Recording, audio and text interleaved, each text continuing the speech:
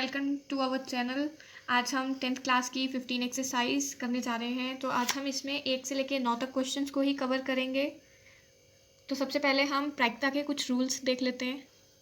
तो सबसे पहले कि प्रायिकता है क्या। प्रायिकता होती है किसी भी चीज़ की संभावना, पॉसिबिलिटी। फॉर एग्जांपल जैसे बारिश होगी तो बारिश होना ना होना एक पॉसिबिलिटी है। और जैसे हम कोई मैच खेलते हैं तो मैच में जीतना हारना ये भी पॉसिबिलिटी होती है कि हम जीतेंगे या हारेंगे। तो सबसे पहले प्रायिकता का फॉर्मूला होता है अनुकूल परिणामों की संख्या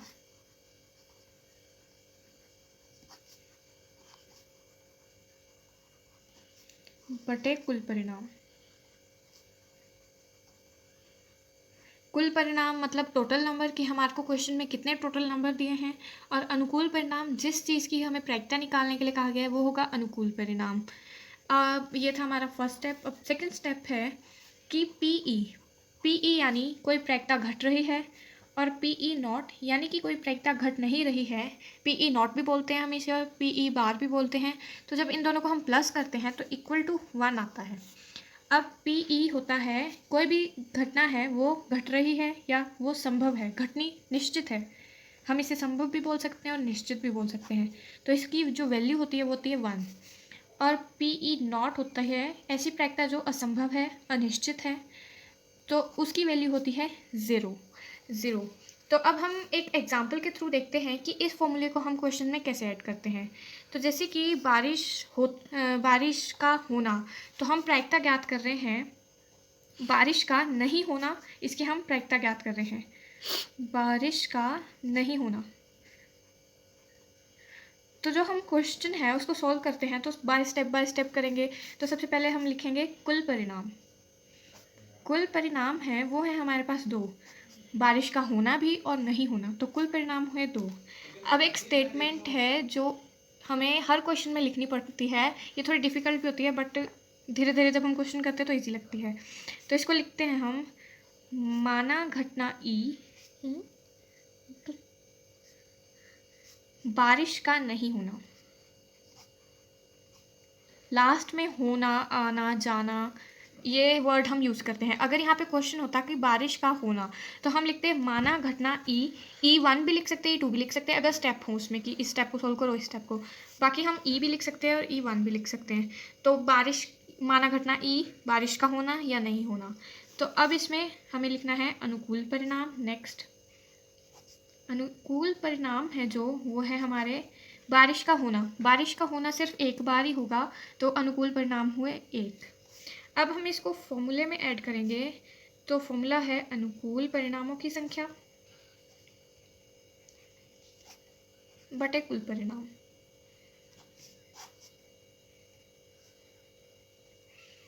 तो जो हमारे अनुकूल परिणाम है वो तो है 1, वो हम यहीं से देख लेते हैं, और कुल परिणाम है हमारे 2। तो जो आंसर आया वो आया 1/2। तो हम इसको बटे की फॉर्म में लिख सकते हैं या फिर हम इसको थोड़ा बहुत सॉल्व भी कर सकते हैं अगर सॉल्व होने वाला हो, बट ये तो सॉल्व नहीं हो रहा। तो दिस इज़ द आंसर। इसको इतनी ही फॉर्म में लिखते हैं क्योंकि ये 3 नंबर का क्वेश्चन आता है, तो इसको इतनी फॉर्म में लिखेंगे तो ही 3 नंबर मिलेंगे। तो अब हम एक्सरसाइज पे जाते हैं, एक्सरसाइज शुरू करते हैं। इसमें है सबसे पहले फिलिंग द ब्लैंक्स। तो घटना ई की प्रायिकता प्लस घटना ई नहीं की प्रायिकता यानी P E plus P E not equal to होगा 1 के।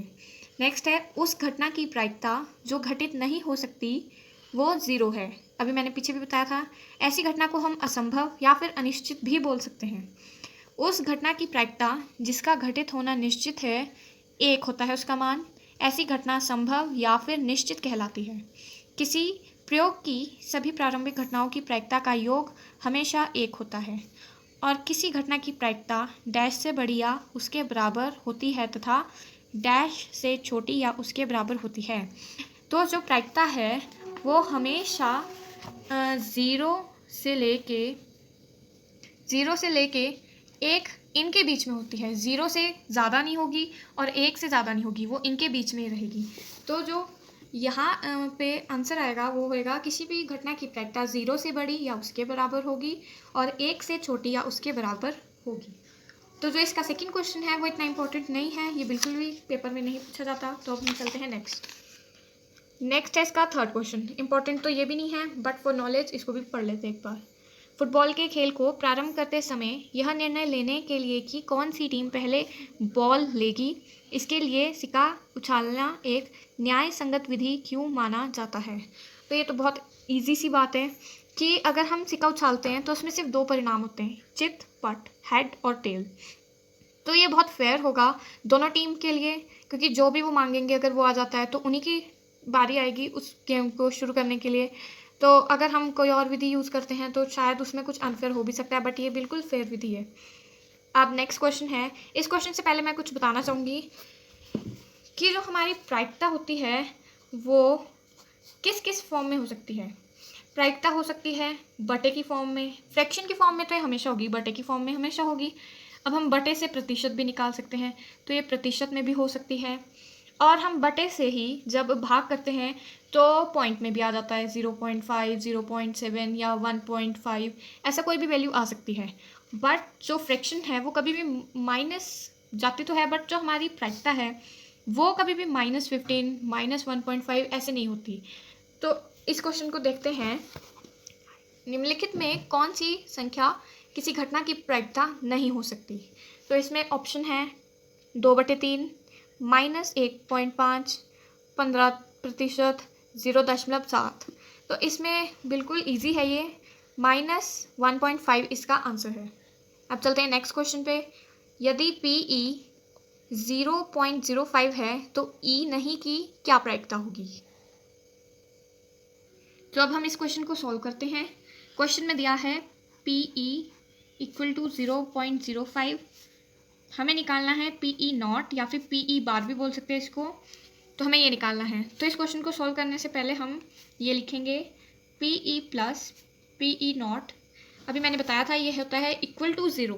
तो अब हम इनकी वैल्यू पुट करेंगे। PE है 0.05 प्लस PE बार हमें दिया नहीं है तो एज इट इज़ उसको वैसे का वैसे ही उतार देंगे, =1। अब जो ये है 0.05, इसकी जो साइन है यहाँ पे वो है प्लस। तो जब हम इसको दूसरी साइड ले जाएंगे तो ये माइनस का हो जाएगा इक्वल से दूसरी साइड। तो PE बार को यहीं रखते हैं और इसे दूसरी साइड ले जाते हैं तो हो जाएगा -0.05। तो जो इसकी वैल्यू आएगी वो आएगी 0.95। तो जो PE नॉट है वो है 0.95। ये है हमारा आंसर। तो अब हम क्वेश्चन 6 पे चलते हैं। एक थैले में केवल नींबू की महक वाली मीठी गोलियां हैं। मालिन बिना थैले में झांके उसमें से एक गोली निकालती है। इसकी क्या प्रायिकता है कि वह निकाली गई गोली फर्स्ट है संतरे की महक वाली है, सेकंड है नींबू की महक वाली है। तो सबसे पहले हमें क्वेश्चन को समझना चाहिए कि क्वेश्चन में क्या लिखा है। तो इस क्वेश्चन में एक थैले में केवल नींबू की महक वाली मीठी गोलियां हैं। तो जो क्वेश्चन है उसमें जो हमारे कुल परिणाम होंगे वो सिर्फ एक होगा कि एक ही है जो मीठी गोली नींबू की महक वाली है। बाकी जो ये संतरे की महक वाली है वो तो क्वेश्चन में दी ही नहीं, तो इसलिए वो होगी 0।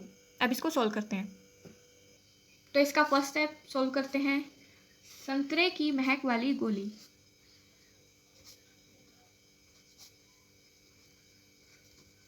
तो इसमें हम सबसे पहले लिखेंगे कुल परिणाम। तो जो कुल परिणाम है वो तो है 1। अब लिखेंगे माना घटना E। इसमें हमारे 2 स्टेप है तो हम इसको E1 और E2 करके लिख लेते हैं। E1 संतरे की महक वाली गोली का आना। इसमें हम लिखते हैं आना, होना, का होना, होना या आना कुछ भी चलेगा। अब लिखते हैं अनुकूल परिणाम। अनुकूल परिणाम है हमारे 0, क्योंकि क्वेश्चन में बताया ही नहीं है कि संतरे की महक वाली कितनी गोलियां हैं। अब इसे फॉर्मूले में पुट करते हैं। PE = हर बार हमें फॉर्मूला लिखना कंपलसरी है, अनुकूल परिणामों की संख्या बटे कुल परिणाम। तो अनुकूल परिणाम है हमारे 0 और कुल परिणाम है 1। अगर हम इसको ऐसे ही एज इट इज़ रहने देते हैं तो भी कोई प्रॉब्लम नहीं है। बाकी अगर हम इसे सॉल्व कर लेते हैं तो भी कोई प्रॉब्लम नहीं है। तो अगर सॉल्व कर लेते हैं तो ज़्यादा अच्छा है। तो इसको सॉल्व करके तो 0 ही आएगा। अब हम नेक्स्ट स्टेप पे चलते हैं, सेकेंड। उसमें क्या है कि नींबू की महक वाली गोली।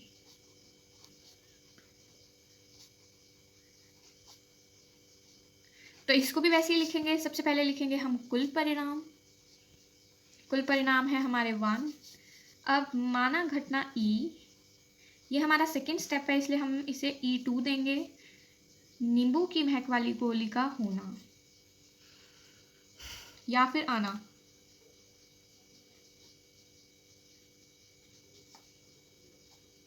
तो जो इसके अनुकूल परिणाम है वो है, अनुकूल परिणाम है इसमें 1। सिर्फ एक ही नींबू की महक की गोली है। अब फॉर्मूले में ऐड करते हैं इसको। फॉर्मूला वही है, अनुकूल परिणामों की संख्या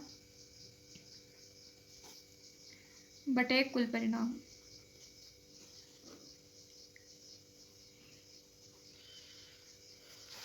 तो अनुकूल है हमारे 1 और कुल है हमारे 1। इसको सॉल्व करके आएगा 1। जो प्रायिकता है वो हमेशा 0 से लेके 1 के बीच में ही होगी, अदरवाइज आपका क्वेश्चन गलत होगा। अगर इसका आंसर आता है 2, -1, -2। नेक्स्ट क्वेश्चन पे चलते हैं आप। तो अब हम 7th क्वेश्चन पे चलते हैं। इसमें है कि यह दिया हुआ है कि 7 विद्यार्थियों के एक समूह में से 2 विद्यार्थियों की जन्मदिन एक ही दिन ना होने की प्रायिकता 0.992 है। इसकी क्या प्रायिकता है कि इन दोनों विद्यार्थियों का जन्मदिन एक ही दिन हो। यानी कि हमारे को PE बार यानी PE नॉट दिया है और PE हमारे को निकालना है। तो इसको सॉल्व करते हैं। तो इस क्वेश्चन में क्या है, हम पहले वो लिख लेते हैं। हमें दिया है PE बार यानी PE नॉट, वो दिया है 0.992 और हमें PE निकालना है। तो PE इसको हम जब सॉल्व करेंगे तो हम वैसे ही करेंगे, PE plus PE not equal to 1। PE हमें नहीं दिया है, उसे एज इट इज़ ऐसे ही लिख लेंगे और बाकी PE नॉट है 0.992 equal to 1। PE not plus, अब इसको दूसरी साइड ले जाएंगे तो 1 - 0.992। अब इसको सॉल्व करेंगे, इसको सॉल्व करके आएगा 0.008।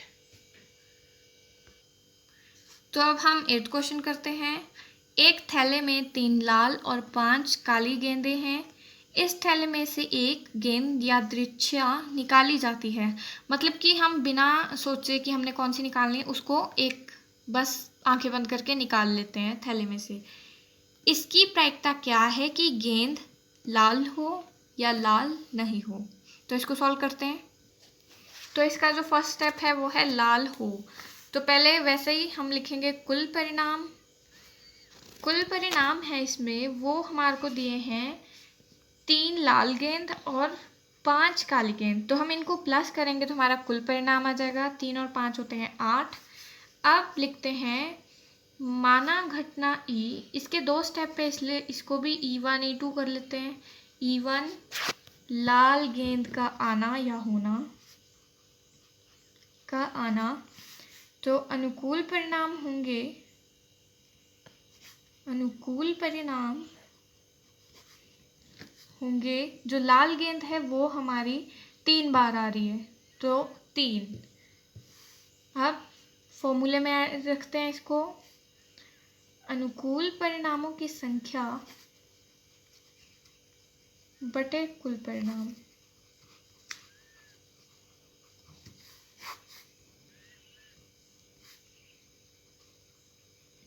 इक्वल टू, अनुकूल है हमारे 3, कुल है हमारे 8। तो इनकी तो कटिंग भी नहीं होती, इसलिए इनको हम ऐसे कैसे लिख देंगे, ये है हमारा आंसर। अब जो सेकंड है वो है लाल नहीं हो। तो इसमें जो हमारे कुल परिणाम है उसको दोबारा लिख लेते हैं। कुल परिणाम है हमारे 8। अब इसको ऐसे लिख लेते हैं, माना घटना E2 लाल गेंद का न होना या आना, कुछ भी। अब अनुकूल परिणाम है जो वो है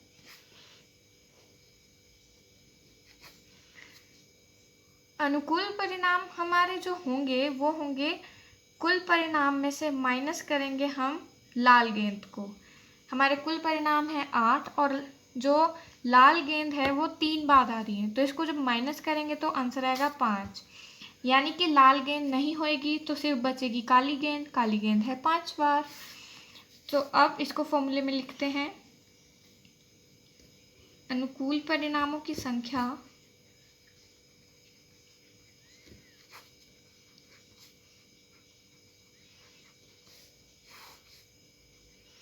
बटे कुल परिणाम। तो फिर ये होगा 5/8। ये है आंसर, क्योंकि ये भी कटिंग नहीं होता। अब हम 9th क्वेश्चन करते हैं, जो हमारी वीडियो का लास्ट क्वेश्चन है। एक डिब्बे में 5 लाल कंचे, 8 सफ़ेद कंचे और 4 हरे कंचे हैं। इस डब्बे में से एक कंचा यादृच्छिया निकाला जाता है। इसकी क्या प्रायिकता है कि निकाला गया कंचा लाल है, सफ़ेद है या फिर हरा नहीं है? तो इसको भी वैसे ही करेंगे जैसे पहला क्वेश्चन हुआ था। तो इसका जो फर्स्ट है वो है लाल है, तो हमारे जो कुल परिणाम हैं वो है हमारे कुल परिणाम 5 लाल कंचे प्लस 8 सफ़ेद कंचे प्लस 4। तो 5 और 4 9, 8 और 16 और 1 17। यह आता है इसका हमारा प्लस।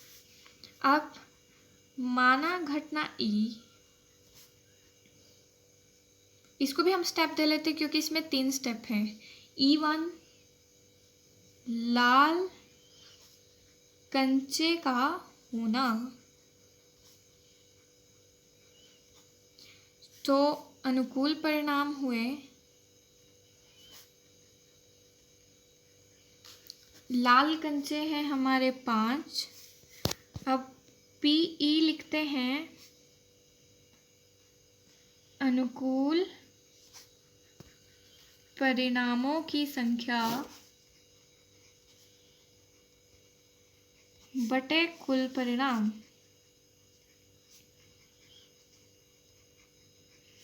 तो इसमें जो अनुकूल परिणाम है वो यहीं लिखे सामने 5 और कुल भी 17, क्योंकि ये भी कटेंगे नहीं तो आंसर एज इट इज़ बस इतने का इतना ही।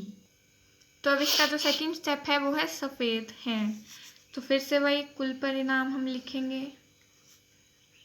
कुल परिणाम अब हम डायरेक्टली लिख लेते हैं 17। अब माना घटना E2, ये सेकंड है इसीलिए E2 सफ़ेद कंचे का होना, सफ़ेद कंचे का होना। तो जो अनुकूल परिणाम है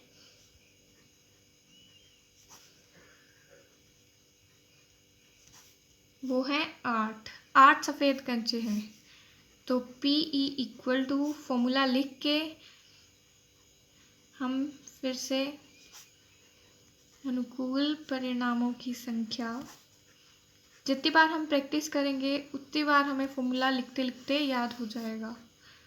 कुल परिणाम इक्वल टू 8/17, यह है हमारा आंसर। अब ये भी नहीं कटता इसलिए हम इसको भी एज इट इज़ ऐसे कैसे ही रख देते हैं। अब जो थर्ड स्टेप है वो है हरा नहीं है। अब इसमें नहीं है पूछा गया है, तो इसमें भी हम वैसे ही लिखेंगे कुल परिणाम है हमारे 17। माना घटना E3, ये थर्ड है इसलिए 3 हरे कंचे का नहीं होना। तो जो अनुकूल परिणाम है उसमें जो हमारे कुल परिणाम है उसमें से हम माइनस कर देंगे हरे कंचों की वैल्यू को। तो हरे कंचे हैं हमारे पास 4, तो हम इसमें से 4 को माइनस कर देंगे तो हमारे पास बचेगा 13।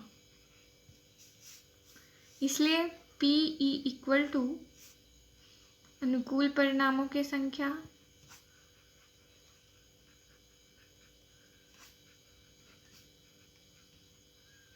बटे कुल परिणाम इक्वल टू 13/17। तो आज का हमारा टॉपिक जो था वो यहीं पे ख़त्म होता है। Thank you for watching our video.